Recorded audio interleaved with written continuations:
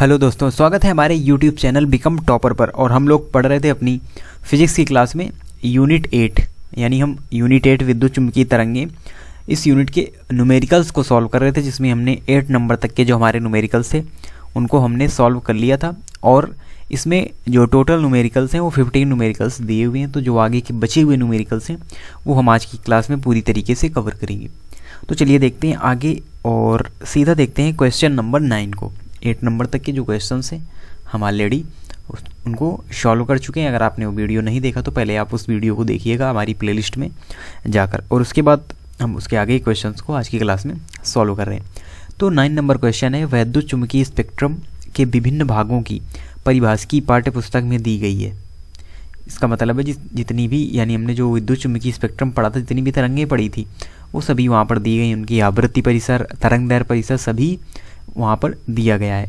और E बराबर hν का उपयोग करते हुए तथा EM वर्णक्रम के विभिन्न भागों के लिए इलेक्ट्रॉन वोल्ट के मात्रक में फोटॉन की ऊर्जा निकालिए। फोटॉन ऊर्जा के जो विभिन्न परिणाम आप पाते हैं वो वैद्युत चुम्बकीय विकिरण के स्रोतों से किस प्रकार संबंधित है, ये भी आपको यहाँ पर बताना है। तो इसका क्या मतलब है, यानी ये क्वेश्चन कह रहा है, वैसे इतने लंबे क्वेश्चंस आपके एग्जाम्स में पूछे नहीं जाते, लेकिन अब बुक में दिया हुआ है तो हमको इसको सॉल्व करना है। तो कहा जा रहा है कि सभी जो यानी जो विद्युत चुम्बकीय स्पेक्ट्रम है वो आपकी पाठ्य पुस्तक में पहले ही दिया हुआ है। तो उसको यानी वहाँ से आपको क्या लेनी है, तरंग दैर्घ्य परास आपको याद रखनी है जो सभी किरणें हैं, और फिर उनसे अलग अलग तरंग दैर्घ्य प्रकाश के लिए क्या निकालनी है, ऊर्जा निकालनी है, यानी कि ई का मान निकालना है। तो चलिए देखते हैं।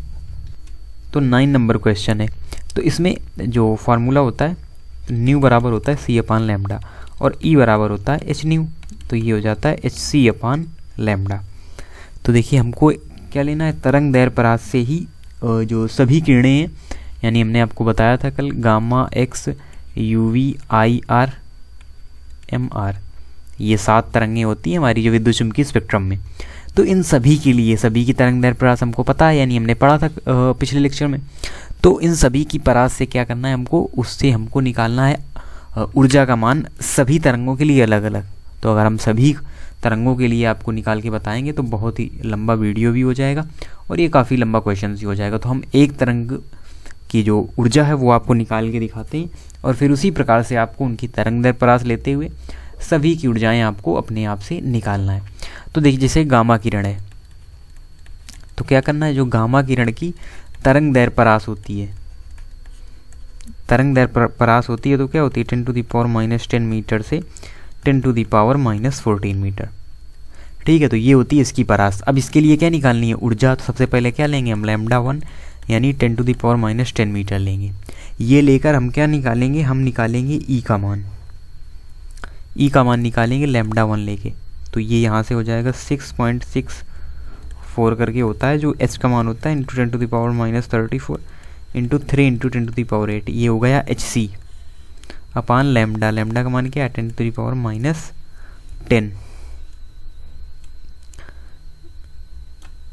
तो ये देखिए यहाँ पर जब इसको हम सॉल्व करेंगे तो ये आएगा हमारा, और ये तो आया किस में, ये आया है जूल में।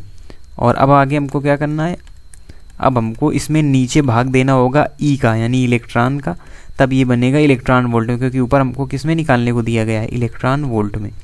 तो ये हो गया 1.6 इंटू 10⁻⁻19। अब ये किस में हो गया, इलेक्ट्रॉन वोल्ट। तो यहाँ से एक E हमको प्राप्त हो जाएगी।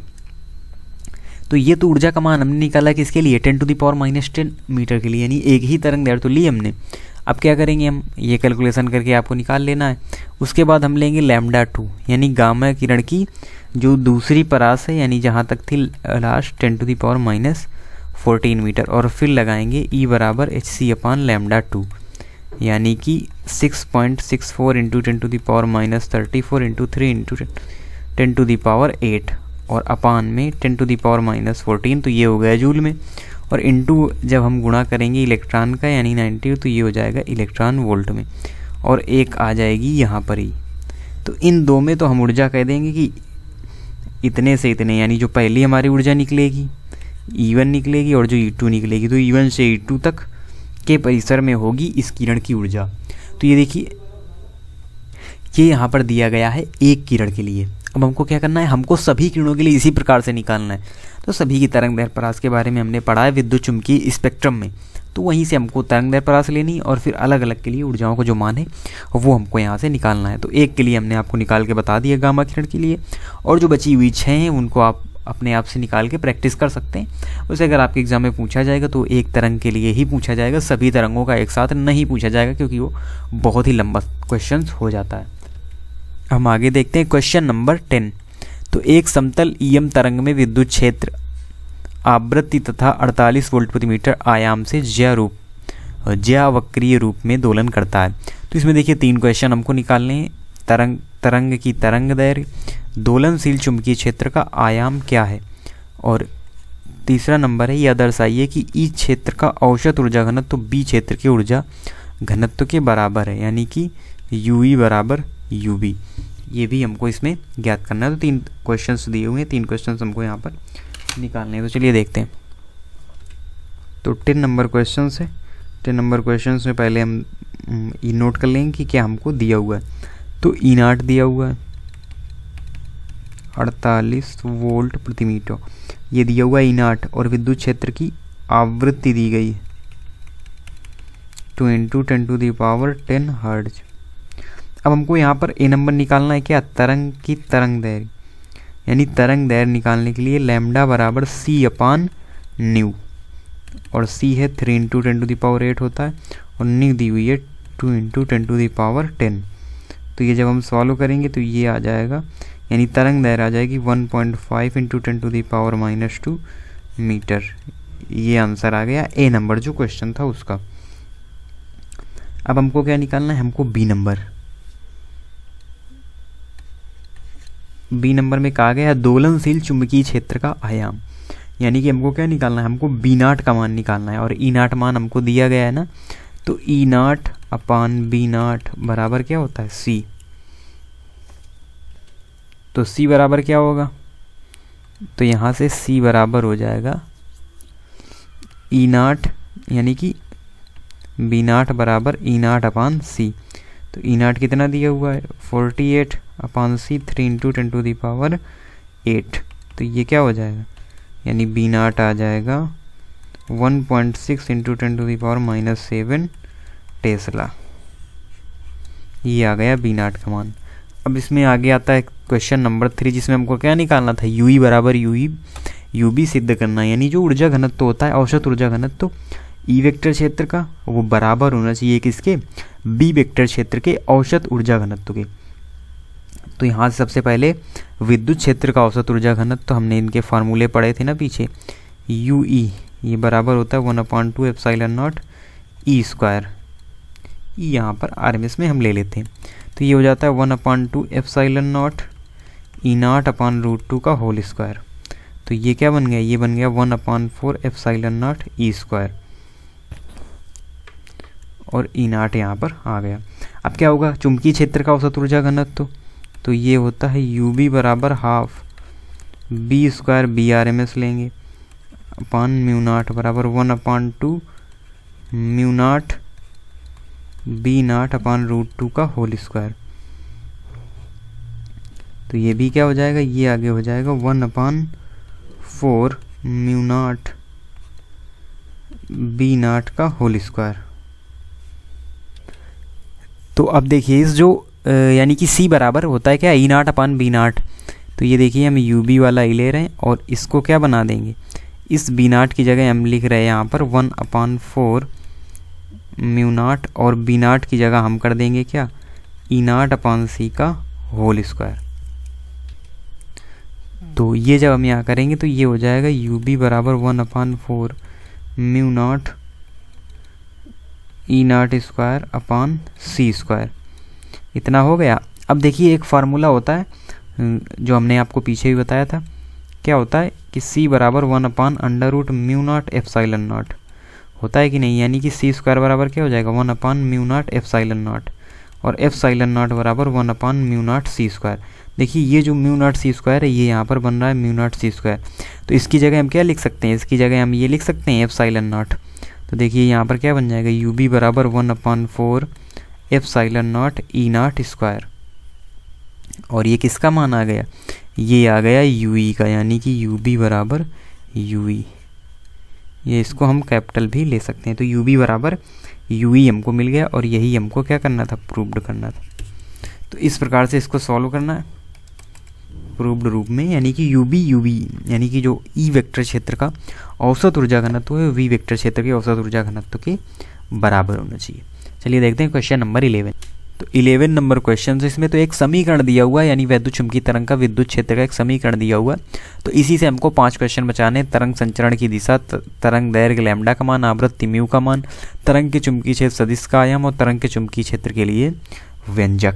तो इतनी चीज़ें हमको निकालनी है। तो चलिए देखते हैं इस क्वेश्चन नंबर 11 को। 11 में जो समीकरण दिया हुआ है इसकी तुलना करेंगे हम। ई बराबर E naught cos k y plus omega t into i cap, इस वाले फॉर्मूले से जब उसकी क्या करेंगे, तुलना करेंगे, तो यहाँ से हमको ए नंबर क्वेश्चन में क्या निकालना है, तरंग संचरण की दिशा। तो y का गुणक धनात्मक है, अर्थात जो दिशा होगी माइनस जे अर्थात ऋणात्मक y दिशा। तो इसकी जो तरंग संचरण की दिशा है ऋणात्मक y दिशा, ऋणात्मक y दिशा। अब बी नंबर क्वेश्चंस में क्या निकालना है, बी नंबर में निकालना है तरंग दैर्घ्य लैम्डा कितनी।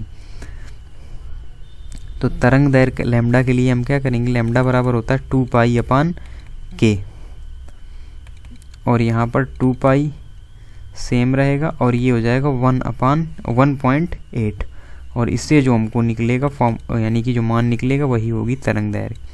और ये 2 पाई बाई के कहाँ से आया 1.8, तो इस समीकरण से हम उसकी तुलना करेंगे ना, जो समीकरण हमको दिया हुआ है, क्या दिया हुआ है, ई बराबर 3.1 न्यूटन प्रति कूलाम कॉस 1.8 रेडियन प्रति मीटर। तो ये बन जाएगा यहाँ पर के। चलिए हम देख लेते हैं उसको। ये यहाँ पर देखिए, ये हो जाएगा आपका ई नॉट, ये हो जाएगा यहाँ पर के, और फिर आगे जो हमने तुलना की है तो ये हो जाएगा यहाँ पर आवृत्ति ओमेगा, और इस प्रकार से टी इसमें भी दिया हुआ है, टी उसमें भी दिया हुआ, वाई उसमें भी दिया गया, वाई उसमें भी दिया गया। तुलना करेंगे तो के का मान मिल जाएगा, ओमेगा का मान मिल जाएगा और ई नॉट का मान मिल जाएगा हमको। तो उसी लिए अब आगे देखते हैं किस प्रकार से करना है। अब सी नंबर क्वेश्चन कह रहा है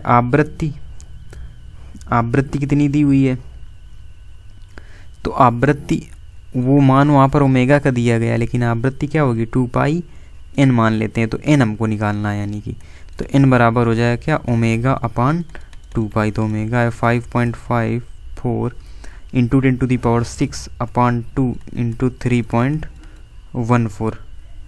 तो ये जब आप हल करेंगे तो एन का मान आ जाएगा, यानी यहाँ पर आवृत्ति आपको मिल जाएगी। आपको सिर्फ यहाँ पर कैलकुलेशन करना है, हम फार्मूले आपको बताते हुए चल रहे हैं। फिर यहाँ पर डी नंबर में क्या निकालना है, तो डी नंबर में निकालना है हमको, डी नंबर में तरंग के चुंबकीय क्षेत्र सदिश का आयाम, यानी कि बी नॉट का मान। तो बी नॉट बराबर क्या होता है, ई नॉट अपान सी, और ई नॉट का मान वहाँ पर दिया गया है 3.1 इंटू 3 इंटू 10⁸ टेस्ला। तो ये यहाँ पर क्या हो जाएगा, 1 के समथिंग जाएगा, तो लगभग 10 इंटू 10⁻⁹ टेस्ला हो जाएगा। इतना आएगा क्या, चुंबकीय क्षेत्र का आयाम, यानी कि बी नॉट का मान। अब आगे क्या निकालना है, अब आगे निकालना है समीकरण। जैसे ये दिया हुआ था किसका, विद्युत क्षेत्र का समीकरण, तो इसी प्रकार से चुंबकत्व का, यानी कि चुंबक क्षेत्र का जो समीकरण है वो बनेगा cos k y plus omega t into k cap, क्योंकि ये के एच में होता है। तो अब यहाँ देखिए सभी मान हमको पता है, तो मान रखते हुए चले जाएंगे 10। यहाँ पर ये हम पावर में भी लिख सकते हैं, या इसी को हम किस में लिख दिया, हमने नैनो टेस्ला में लिख दिया, यानी 10⁻, यानी केवल 10 होगा, क्योंकि 10⁻⁻9 हो गया नैनो, तो 10 नैनो टेस्ला कॉस, और के का मान वही रहेगा सेम, रेडियन प्रति मीटर, और ये हो जाएगा y प्लस ओमेगा का मान भी सेम रहेगा 10⁻⁶ इंटू टी और के कैप। तो इस प्रकार से ये समीकरण भी हमको मिल गया, जो चुंबकीय क्षेत्र का समीकरण, यानी तरंग के चुंबकीय क्षेत्र के लिए जो व्यंजक निकालना था वो भी हमको मिल गया। चलिए अब देखते हैं क्वेश्चन नंबर 12। क्वेश्चन नंबर 12 है 100 वोल्ट विद्युत बल्ब की शक्ति का लगभग 5% दृश्य विकिरण में बदल जाता है। तो दो क्वेश्चन हैं। बल्ब से 1 मीटर की दूरी पर 10 मीटर की दूरी पर दृश्य विकिरण की औसत तीव्रता निकालनी है, क्या होगी। तो देखते हैं। तो इसमें सबसे पहले दिया क्या हुआ है, दृश्य विकिरण की जो शक्ति है यानी कि P बराबर क्या दिया हुआ है 100 वाट, और कहा गया है कि जो शक्ति दी हुई है इसका 5% दृश्य विकिरण में बदल जाता है, यानी 5/100 बराबर 5 वाट। तो जो 5 वाट है वो किस में बदल जाता है, दृश्य विकिरण में बदल जाता है। तो अब तीव्रता निकालने के लिए क्या करेंगे, तीव्रता के लिए फार्मूला होता है I बराबर P/4πr²। तो ए नंबर क्वेश्चन के लिए यानी R बराबर 1 मीटर के लिए I बराबर होगी 5/4 × 3.14 × 1। तो अब यहाँ से जो मान निकालेंगे हम, यहाँ से जो मान निकालेंगे तो आएगा I का मान, यानी कि 1 मीटर की दूरी पर I का मान हमको प्राप्त हो जाएगा जब हम इसको सॉल्व करेंगे। और फिर बी नंबर क्या कह रहा है, R बराबर 10 मीटर पर तीव्रता, 10 मीटर पर तीव्रता। तो ये होगी I बराबर 5/4 × 3.14 × 10 का स्क्वायर। और फिर यहाँ से जो आएगा वो होगी क्या, I दूसरी वाली यानी कि 10 मीटर पर तीव्रता यहाँ पर ये होगी, और R बराबर 1 मीटर पर तीव्रता हमको मिल गई, और फिर R बराबर 10 मीटर पर तीव्रता मिल गई, और यही हमको क्या था, निकालना था। अब देखते हैं आगे हम क्वेश्चन नंबर 13 क्या कह रहा है।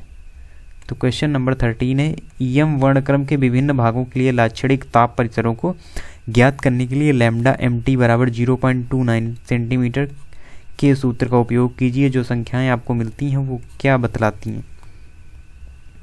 तो इसको देखते हैं, यानी क्वेश्चन नंबर 13 को। तो इसमें जो 13 नंबर क्वेश्चन है इसमें क्या करना है हमको कि लैम्डा MT बराबर 0.29 सेंटीमीटर केल्विन हमको दिया हुआ है, एक फार्मूला दिया हुआ है। तो इसमें क्या करना है, तो इसमें जब हम T का मान निकालेंगे तो ये आएगा 29 × 10⁶ अपान लैम्डा M, ये होगा किसमें, एंगस्ट्रॉम में, इंटू K।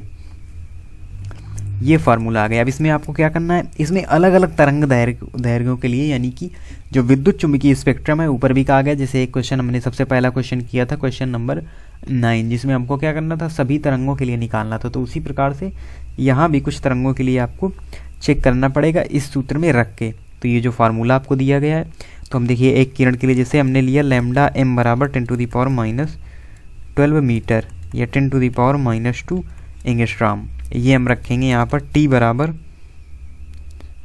तो T बराबर क्या मिलेगा हमको 10 टू दी पावर, तो ये हो जाएगा 2.9 × 10⁻9 केल्विन, ये हमको मिल गया T। और ये किसके लिए है, गामा किरण के लिए, क्योंकि हमने गामा किरण की परास ली है। तो इसी प्रकार से आपको अन्य जो किरणें हैं उनकी तरंगदैर्घ्य प्रकाश लेनी है और इस फार्मूले में रखनी है, यानी T बराबर 29 × 10⁻6 और अपान लैम्डा M, और ये होनी चाहिए किसमें, एंगस्ट्रॉम में। तो ये एक फार्मूला, इसमें जब विद्युत चुंबकीय स्पेक्ट्रम की आप अलग अलग तरंग दैर्घ्यों की अलग अलग तरंगों की अलग अलग तरंग दैर्घ्य जब आप यहाँ पर रखेंगे तो आपको यहाँ पर एग्जैक्ट मान पता चलेंगे किसके, T के। और तब आपको परम ताप की जो परिसर है अलग अलग तरंगों के लिए यहाँ पर देखने को मिलेगी। अब चलिए देखते हैं क्वेश्चन नंबर 14 को। तो क्वेश्चन नंबर 14 है यहाँ पर, वैद्युत चुंबकीय विकिरण से संबंधित नीचे कुछ प्रसिद्ध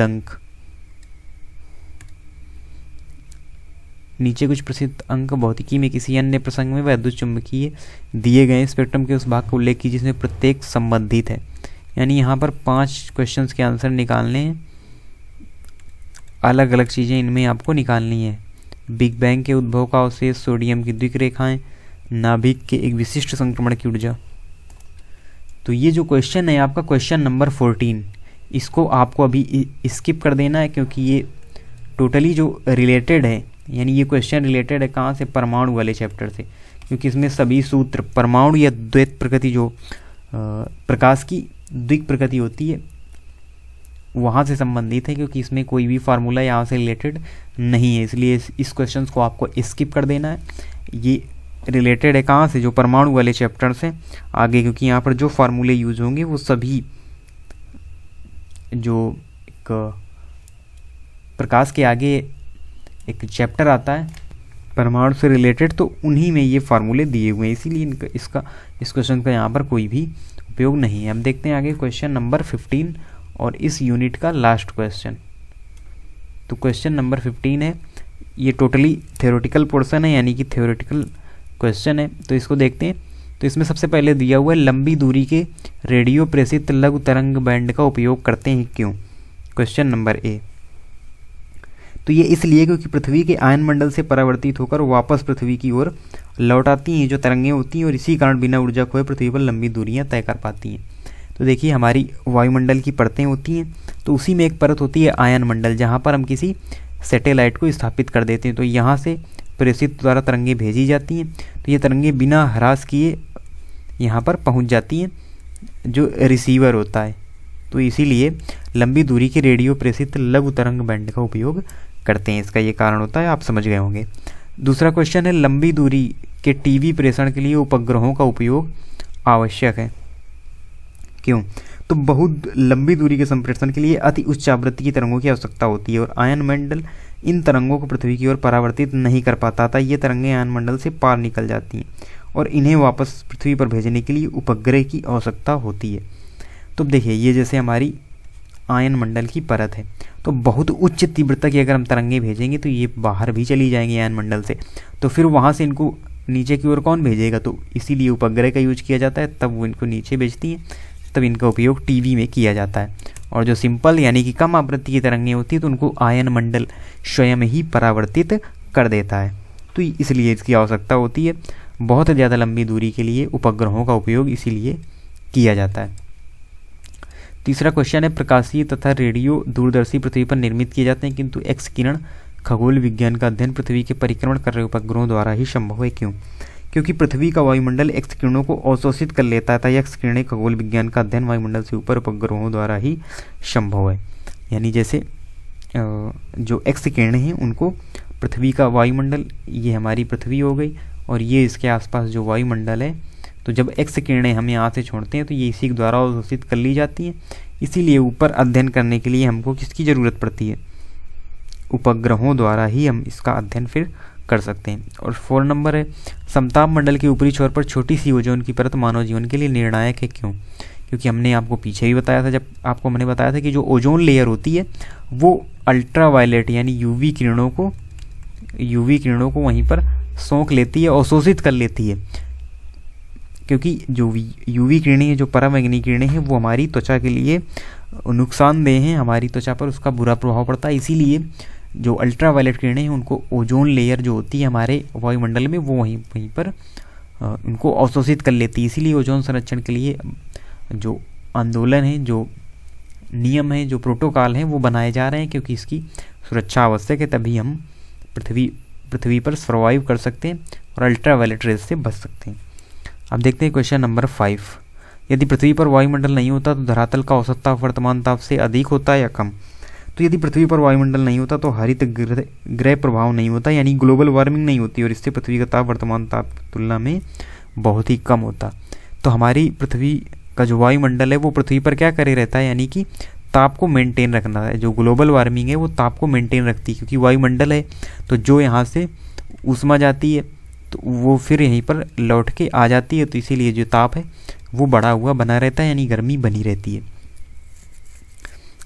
अब लास्ट क्वेश्चन है, कुछ वैज्ञानिकों ने भविष्यवाणी की है कि पृथ्वी पर नाभिकीय विश्व युद्ध के बाद प्रचंड नाभिकीय शीतकाल होगा, जिसका पृथ्वी के जीवों पर विध्वंसकारी प्रभाव पड़ेगा। इस भविष्यवाणी का क्या आधार है। तो प्रचंड नाभिकीय युद्ध के बाद पृथ्वी धूल तथा गैसों के विशाल बादल से घिर जाएगी, जिसके कारण सूर्य की रोशनी पृथ्वी तक नहीं पहुंच पाएगी और पृथ्वी बहुत अधिक ठंडी हो जाएगी। तो सीधी सी बात है, जब कोई बम विस्फोट होगा, कोई नाभिकीय युद्ध होगा और परमाणु हथियार चलेंगे, तो वहाँ पर बहुत ही ज़्यादा धूल और गैसों के विशाल बादल घिर जाएंगे, जिससे जो सूर्य की रोशनी है वो पृथ्वी पर नहीं पहुँचेगी, और सूर्य रोशनी नहीं पहुँचेगी तो ताप मेंटेन नहीं रहेगा और यहाँ पर काफ़ी ठंडक होगा, या हम ये कह सकते हैं कि नाभिकीय शीतकाल होगा। तो ये बिल्कुल सही मानना है, बिल्कुल सही भविष्यवाणी है वैज्ञानिकों की। तो इस प्रकार से ये थ्योरी पोर्शन था, यानी जो क्वेश्चन नंबर 15 था ये पूरी तरीके से थ्योरेटिकल था। तो इसको हमने इस क्वेश्चन को भी सॉल्व कर लिया। तो इस प्रकार से जो हमारे 15 क्वेश्चन थे टोटल हमने कंप्लीट कर लिए, और इसी के साथ हमारी जो यूनिट 8 है वो भी पूरी तरीके से कंप्लीट हो चुकी है। अब हम आपसे मिलते हैं नए लेक्चर में, वो भी नई यूनिट के साथ, जो कि होगी मैग्नेट से रिलेटेड। तो तब तक के लिए धन्यवाद।